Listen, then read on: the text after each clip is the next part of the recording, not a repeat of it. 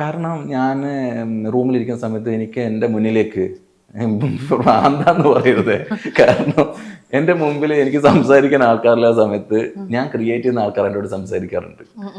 ഇതിന് ഭ്രാന്തെന്ന് പറഞ്ഞാല് പറയാ, കാരണം എനിക്ക് വേറെ ആരോടും പറയാൻ പറ്റിയില്ലെങ്കിൽ എനിക്ക് ക്രിയേറ്റ് ചെയ്യുന്ന ആൾക്കാരോട് എനിക്ക് സംസാരിക്കാൻ പറ്റാറുണ്ട്.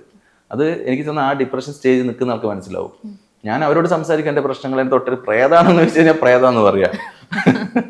അപ്പോൾ ഞാൻ സംസാരിക്കുമ്പോൾ ഞാൻ കരാറുണ്ട്. അപ്പം പിന്നെ ഞാൻ വിചാരിച്ചു നമ്മൾ ഒന്നിനെ കുറിച്ചിട്ടും പിന്നെ ഞാൻ എന്താ ക്രിയേറ്റ് ചെയ്യാൻ ശ്രമിക്കും. വരക്കാറുണ്ടായിരുന്നു, വര കംപ്ലീറ്റ് നെഗറ്റീവ് ആയിരിക്കും. ഞാൻ ചിത്രം വരക്കാറുണ്ടായിരുന്നു. അപ്പോൾ അതിലൊക്കെ ഉണ്ടാവും ഈ ബ്ലാക്ക് കയറി വരും, മൈൻഡ് മൊത്തം ബ്ലാക്ക്.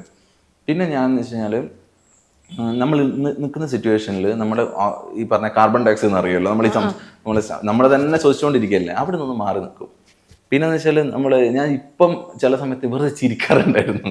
നമ്മളതൊക്കെ സംഭവിക്കൂ, കാരണം ഒറ്റയ്ക്ക് ചിരിക്കും. ഇതിനൊക്കെയാണ് പ്രാന്തം. എല്ലാ മനുഷ്യന്മാർക്കും ചെറിയൊരു വട്ടുണ്ടെന്ന് വായിക്കുമ്പോ ഞാൻ കൂടുതലും കണ്ണാടിയൊക്കെ സംസാരിക്കും, കുറെ സമയം സംസാരിക്കും. എനിക്ക് ദേഷ്യം ആരോടും തോന്നിയിട്ടുണ്ടെങ്കിലേ, ഒരു സിനിമ വർക്ക് ചെയ്യുമ്പോൾ നമുക്കറിയാം 10, 50, 60 പേരുണ്ടാവും. അതിൽ 1-2 ആൾക്ക് നമുക്ക് നല്ല ദേഷ്യം തോന്നും, ഉറപ്പാണല്ലോ. ഞാൻ കണ്ണാടി മുന്നിൽ പോയി നിന്ന് അയാളെ പറയേണ്ട മുഴുവൻ പറഞ്ഞിട്ട് അയാളുടെ പോയി നമസ്കാരം സാറേ എന്ന് പറയുന്നു. കാരണം അത് മൊത്തം അവിടെ തീർക്കുക. എനിക്ക് അങ്ങനെ പറ്റൂ.